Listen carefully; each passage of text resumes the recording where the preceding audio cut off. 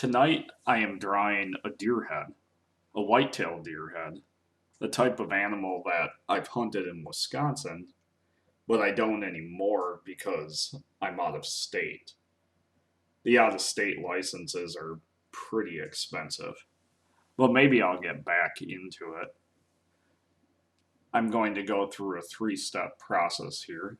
If you've ever watched any of my other drawings, you'll know that what I usually do is I draw a pencil drawing from reference. In this case, I found a photo of a deer that was in the public domain, and then I take it on the white table and I trace over it with India ink, usually a multi-liner pen, and then I color it.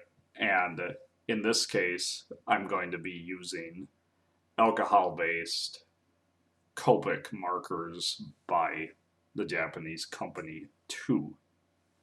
It's like one of my favorite mediums that I use.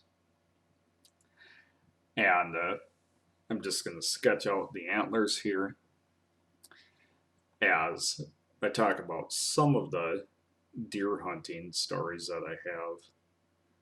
Now, my grandpa has hunted for many, many years, and he just stopped a couple of years ago when he turned 89 or 90, I forget exactly. But it was always something that we did in November with my dad's parents, with my grandparents.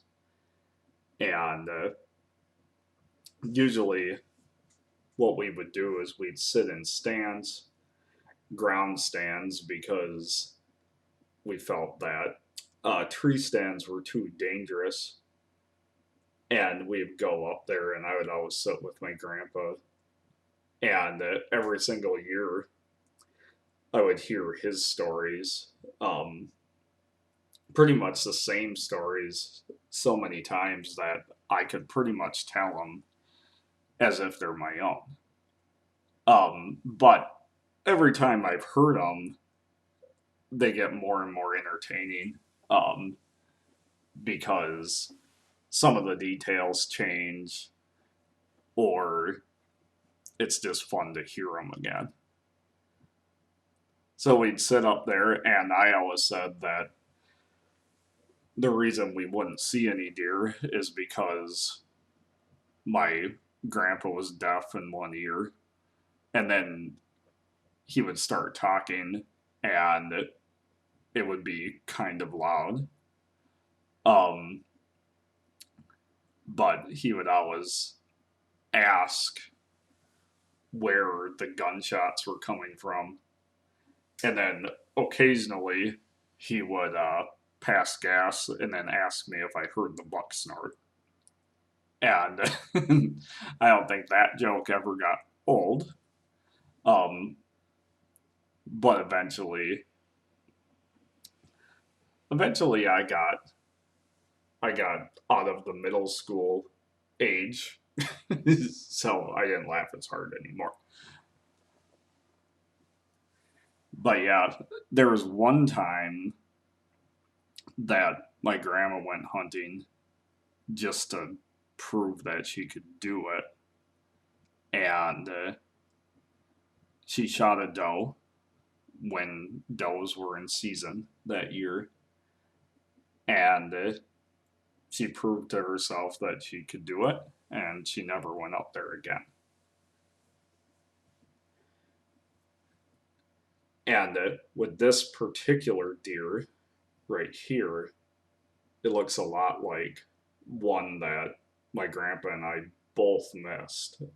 There was one year when we were sitting up in the woods and looking at the same exact trees that we always had, and this big 10-pointer came by, and for whatever reason that year my grandpa's gun wasn't working, and when he shot at the buck. The buck put his antlers down. He was kind of like charging sort of straight at us. And when my grandpa shot at him, um, his gun made like this squealing sound.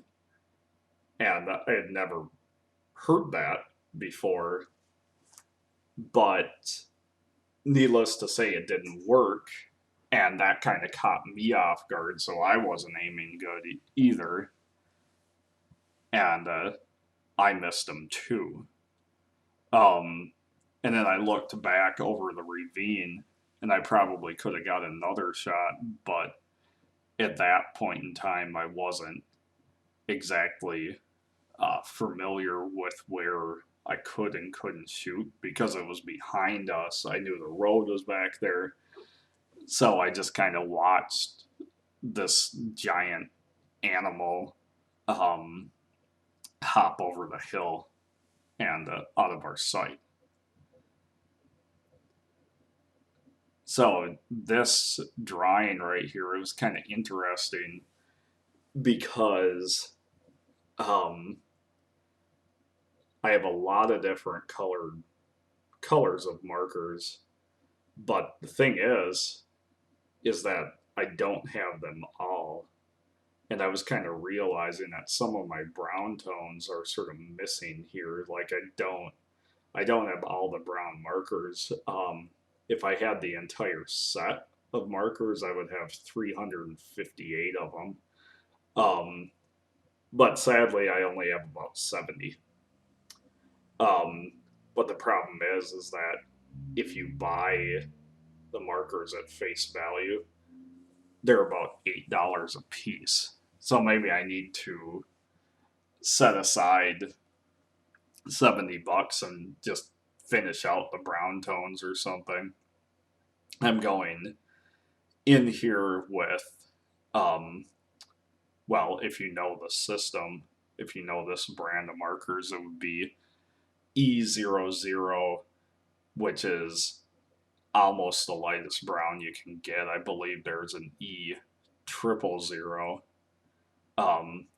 And I mean, both of those are kind of like Caucasian skin tone, but I'm just kind of laying down that base. And this is more the color of deer that my reference picture had. Is more of like a gray or like a winter coat. So they've got a lot of gray in them. It's sort of like a grayish brown, and it's not exactly even. It's not like an even brown. You see, it's sort of like patchy in the light. Like when they turn, they sort of have like a different shade to them. And then, if you know anything about how a deer's coat changes throughout the year, in the spring they're more red. In the winter, they kind of change to that sort of ash, gray, and brown, and they actually blend in like really, really good with the woods. They're almost camouflage, and that makes it really interesting. Um, because if you're hunting them, you got to be careful that what you're shooting at is actually a deer. And there's different types of deer.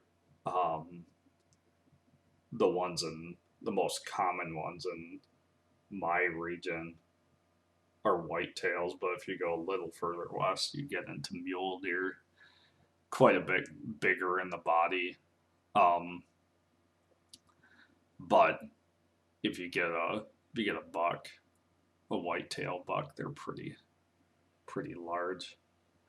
So I'm just finishing up here and adding in some of that brown, that sort of gray brown, and yeah, add some last details there into the ears, and there you have it.